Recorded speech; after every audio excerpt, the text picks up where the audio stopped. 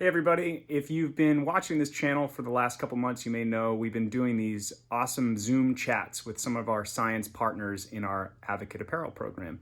And today we have a really exciting guest, Professor Daniel Schindler. He's a professor of biology at the Alaska Salmon program at the University of Washington and does amazing research, done all sorts of really cool field work. I've got my salmon board shorts, or my favorite board shorts, on in honor of today's chat, and we're just going to catch up with him. It's been a really interesting year for the Alaskan salmon program because of the pandemic.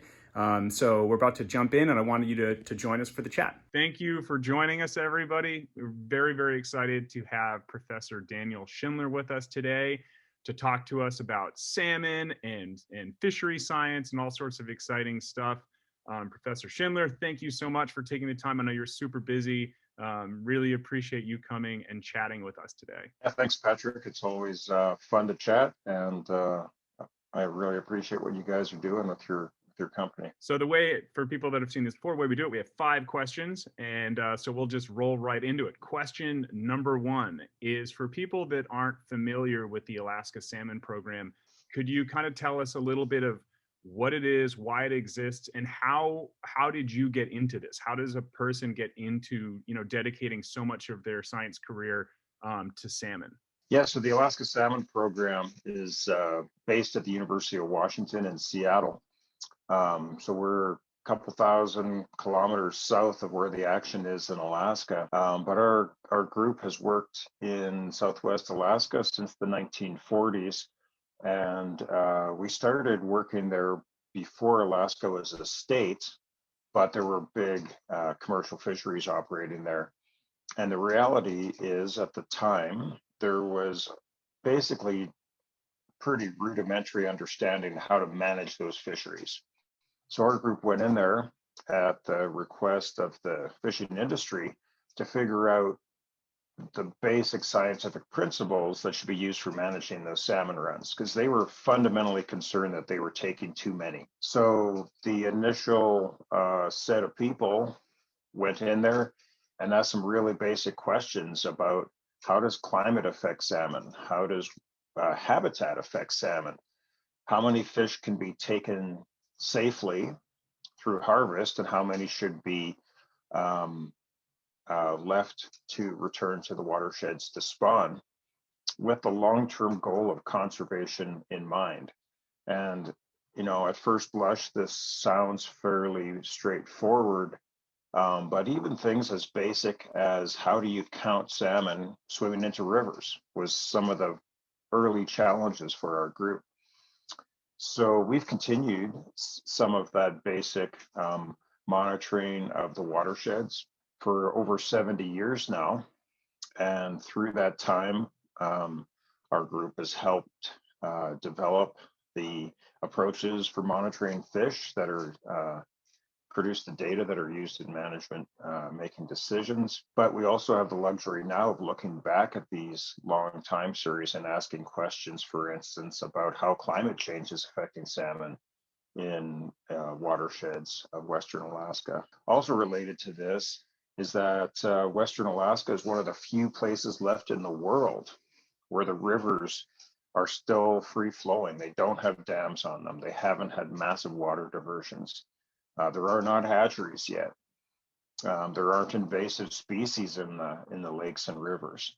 So we can ask some questions about how river systems work that you simply can't ask in most rivers of the world because they've been messed up by people. So we have both the luxury of long-term data in relatively pristine ecosystems that support sustainable fisheries, and we can use this platform for asking all sorts of conservation and management relevant questions, but also use it as a way to educate people, whether they are the public or whether they are current managers or whether they're the next generation of managers that will operate both in Bristol Bay or elsewhere throughout North America. On a personal level, like how do you how did you get involved in this? Was it just sort of by happenstance, or did how does someone that's coming up in marine science get involved in salmon? In term, how did you get involved in it? So my involvement is entirely serendipitous.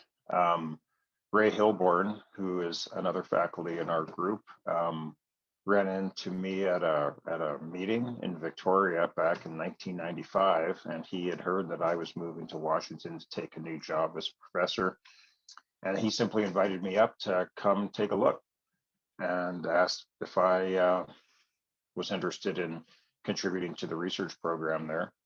And for most people who've been to Bristol Bay, including yourself, Patrick, you don't have to be there very long to catch the bug. I quickly appreciated what a stunningly beautiful place it was, but also what a remarkable scientific opportunity it was to work there. So I quickly dedicated a lot of my research focus and energy into the long-term program that had already been established there, but continues to evolve. And yeah, I got the bug bad. Yeah. So for people that don't know, when we first started working together, we went out and visited you at your field camp, and it was just, it like blew my mind. And ever since then, I think salmon have become one of my like favorite species from that experience we had up there. Yeah, I mean, what's interesting about this part of the world is not just that the salmon are so interesting biologically, economically, and culturally, but it's also their ecosystems, the ecosystems that they're in. That is fundamentally what motivates us as both a research group and motivates us individually. And that's these ecosystems. These are watersheds that still have their natural complement of predators and foods for bears and for salmon and for other fishes. So it's really the system that that motivates me and certainly motivates our research group. Salmon are clearly iconic and spectacular in their own right, but they're embedded in this broader context, which is fundamentally, I think, what motivates most of us to continue this work there. You kind of hit upon, I think, what's so interesting and fascinating about the Alaska Salmon Program is the longevity on which you're collecting data. In obviously 2020 threw a lot of curveballs in this, and I've got to think that going out and bringing all of the students and the postdocs and the researchers, that must have, were there hiccups with that? Were you able to collect the same amount of data in the summer of 2020 as you normally could? And could you tell us a little bit about what the 2020 spawn was like? And if there are any gaps in the data because of COVID, do you think that's going to be, how are you going to manage that moving forward? Just sort of curious about that. Yeah, 2020 was a big challenge. Obviously, it's a big challenge for everyone across the world. Alaska has its own history of pandemics. The Spanish flu in the early 20th century was actually, we think, brought to Bristol Bay communities by the commercial fishing industry. And the Spanish flu basically generated a whole generation of orphans, of Bristol Bay residents, because so many people died from contracting the flu. And that was a function of a bunch of things, but one of which, it's a remote place and healthcare is pretty limited. Anyhow, the commercial fishery, which even in the early 1900s was mostly operated by people coming in from outside. Anyhow, this led to a lot of trepidation for 2020 and COVID because people have memories of that. And there was remarkable caution about whether there should be a commercial fishery at all, whether the tourist industry should be allowed to operate at all. And late last winter, basically, things did not look particularly encouraging for having any commercial fishery, for having any tourism, and for us having any research on the ground out there. To the complement of the fishing industry and the fishing fleet, they developed a strategy that was going to allow them to bring in literally thousands of people from other parts of the US and from other parts of the world. Some of these people, of course, would go onto their fishing boats and catch fish, but a lot of them would be packed into the salmon processing plants, which are, nice petri dishes for all sorts of diseases, particularly for COVID. Anyhow, the processing groups and the Fishermen's Association developed a rigorous plan for testing, for quarantining, for treating and getting people out of there if they were symptomatic or tested positive, and convinced local officials that this was doable.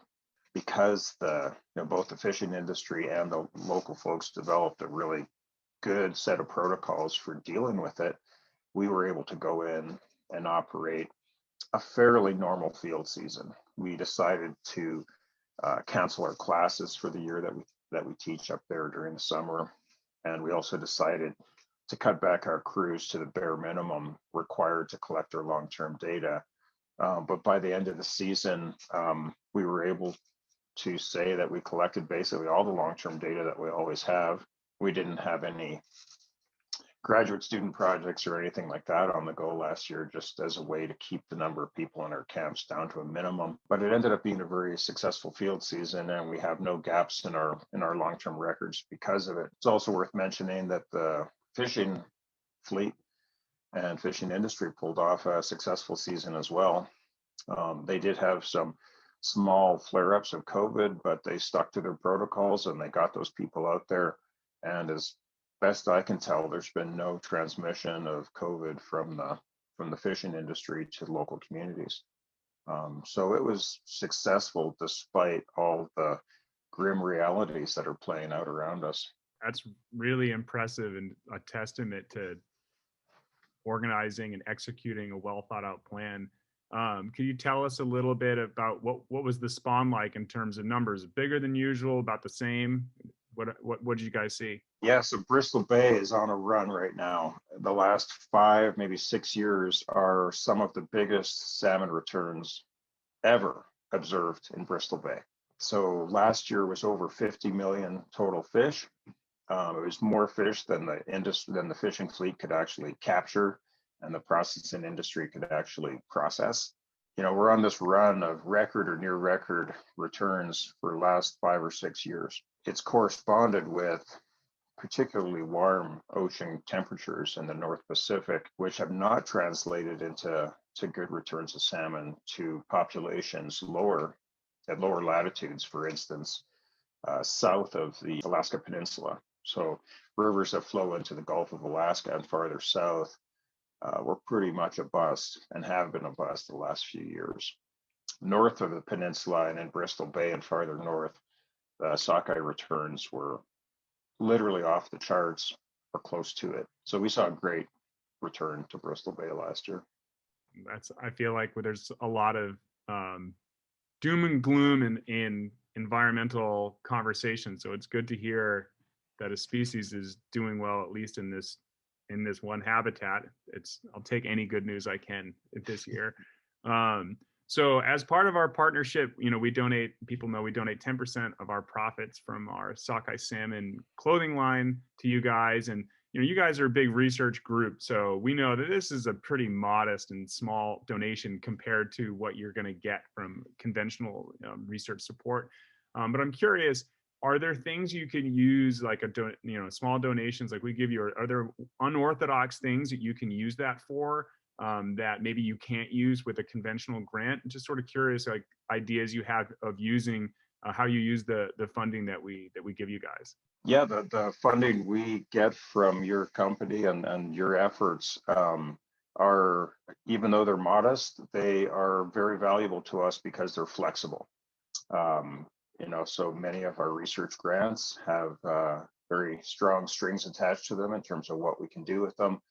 But grants like yours give us nearly complete flexibility in terms of what we spend it on. Every year has its own challenges. Sometimes we just need to replace one of our outboard motors, and it's nice to have a little chunk of cash to drop on a new outboard motor or two.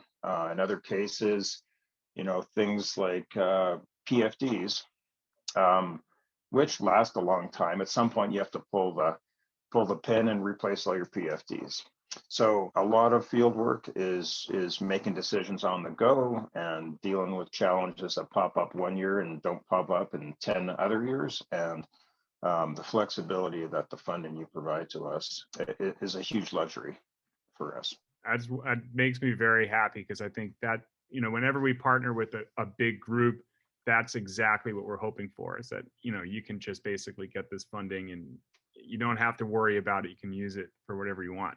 So my next question is, I've seen some documentaries. I love salmon after we visited in Alaska, and I started watching all sorts of fishery documentaries on Netflix and stuff. And I've seen a lot of documentaries that are really seem very critical of hatcheries and the use of hatcheries. And it seems like there's a lot of sort of debate about these and their effect on wild salmon populations. And I'm curious sort of what your take is on hatcheries in the lower 48 and sort of, I don't know, walk people through sort of what they need to know about this sort of balance between a man-made system and a natural system like you see in Alaska. Yeah, one thing that's important to appreciate about hatcheries is just like fisheries, you can't put all hatcheries in the same bucket. There's a big range of approaches, of sizes, of species that they focus on. The motivation for having a hatchery, it really varies from site to site and from hatchery to hatchery. So even though hatcheries, have a pretty bad reputation amongst most people, we need to be careful not to write all hatcheries off with the same stroke of the pen. That said, it's important to appreciate that hatcheries have a long list of problems with them that pose risks to natural wild spawning salmon populations.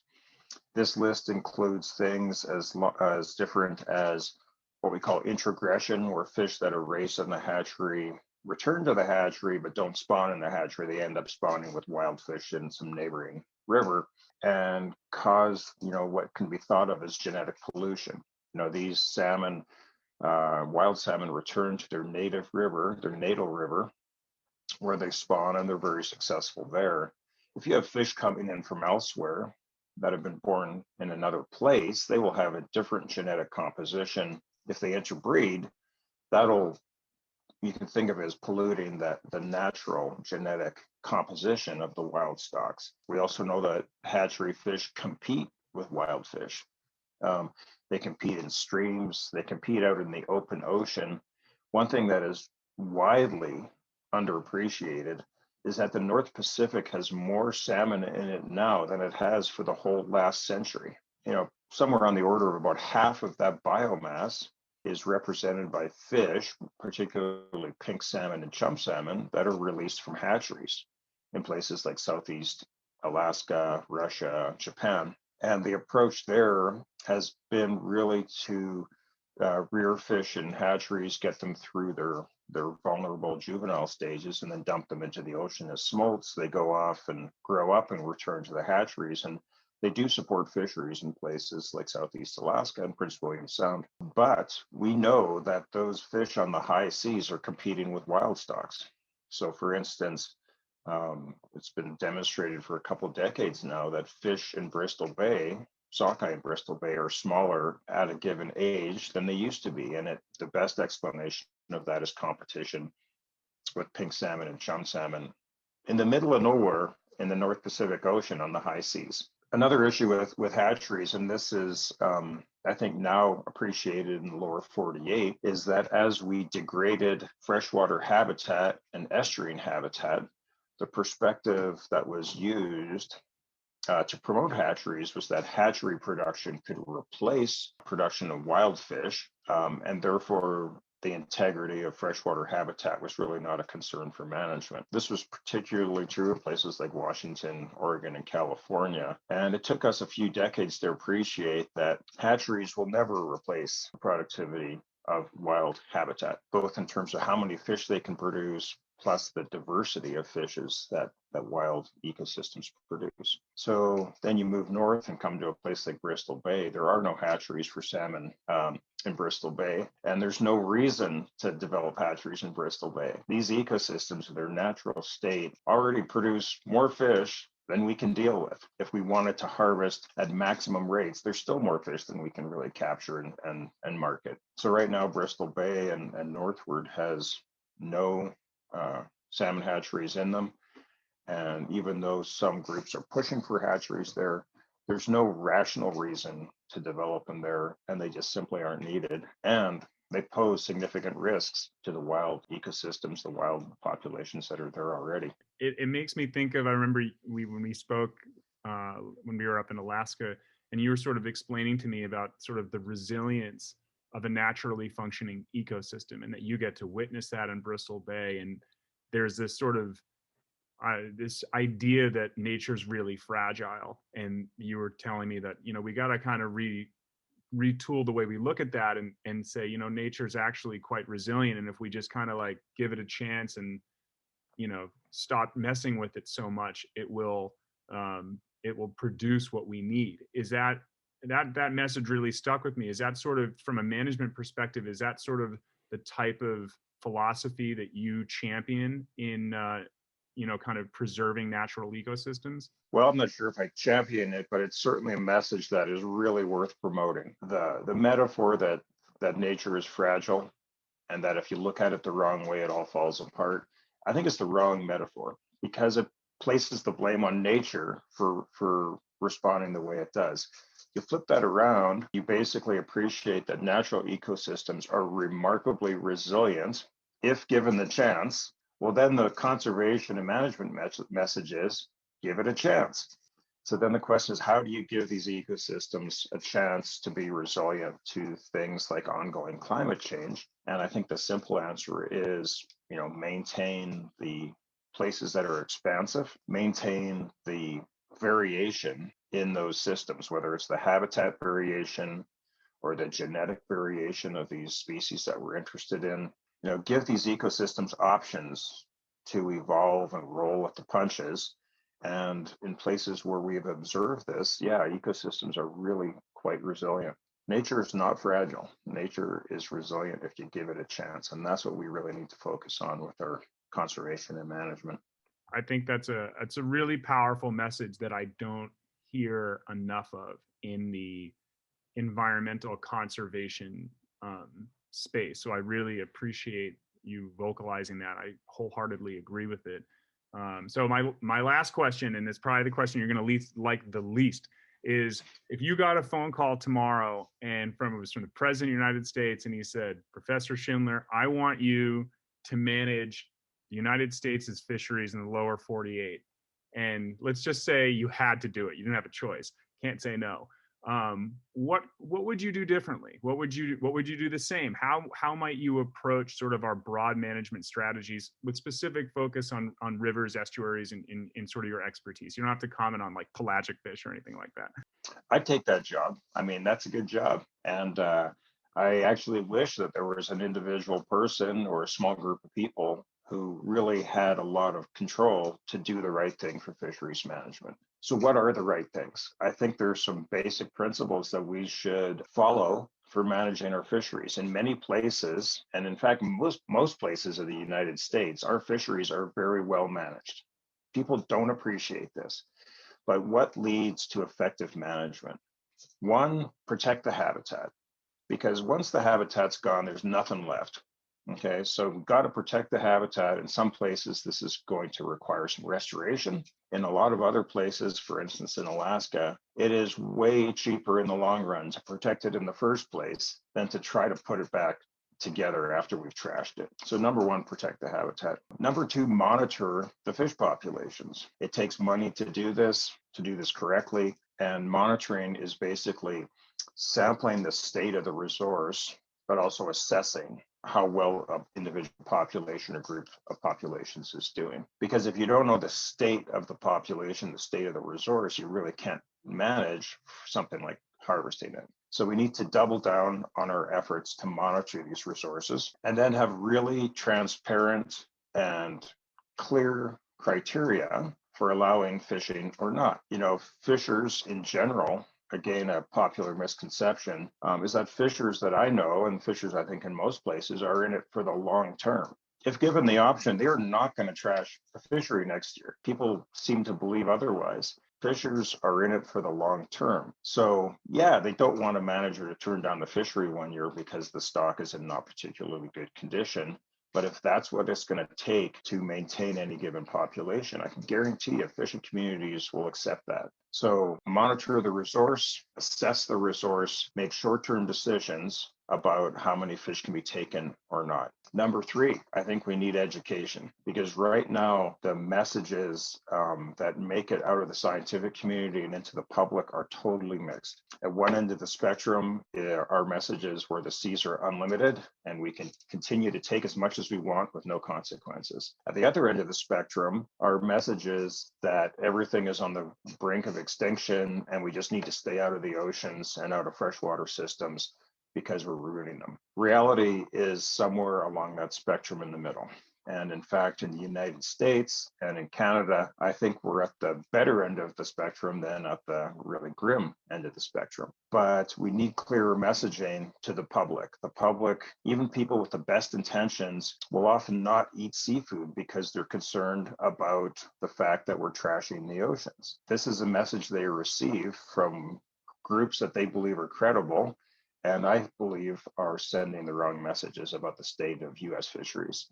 So come back to your question about, if there was an emperor of fisheries in the United States, what would they do? Clarify the messaging, clarify the status of fish stocks and the sustainability of fishing communities. And then the last thing is continue to keep people involved. The people involved in the fishing industry, whether they're fishers or processors or marketers, they are people with jobs who are part of a community itself. They're often villainized, but they're just trying to make a job, make a living like the rest of us. And let's enable those communities to thrive and persist into the future. Fishing communities are among the strongest advocates for conservation that there is. Again, some communication would help get that message out to people who are the consumers of fish products. The US doesn't eat a lot of fish, and we should eat more for lots of reasons, including our health, but including protecting our local ecosystems. If we're eating a wild fish, it's probably coming from a sustainable fishery. I think that's a really important message, and we struggle with that too with our community here at Waterlust, that a lot of times there's this preconception that if you love the ocean, you love the environment, that you can't eat seafood. And I think it's misguided. There's a variety of reasons why people choose to eat seafood, and important reasons why they do. And so I think I totally agree. I think the messaging is really important, and oftentimes we see this very oversimplification of the issues and say either you're pro ocean and you can't do anything, don't touch the ocean, don't even go near it because you're going to destroy it, just like you were saying. Or if you're engaging in fishing or eating seafood, that you're somehow evil and on the other team. And this is a very short-sighted, polarizing, and I think dangerous strategy that some groups take. But so I'm really refreshed to hear you say that. I agree with it. Well, thank you so much for taking the time to chat with us. For people watching, I'll put a link to the Wild Alaskan Salmon Program webpage in the bottom if you want to follow up, or if you're a student, if you're interested at University of Washington, definitely reach out. It's a really cool program. You get to go up into Alaska, and it's just unbelievable. If I could redo it, my education again, I would definitely consider going there because it's such an amazing program. But thank you so much, Dr. Schindler, for taking the time, and we hope that you have a really productive and less difficult field season in 2021. All right. Thanks, Patrick, and thanks for all the great work the Waterlust is doing. Our pleasure. Bye.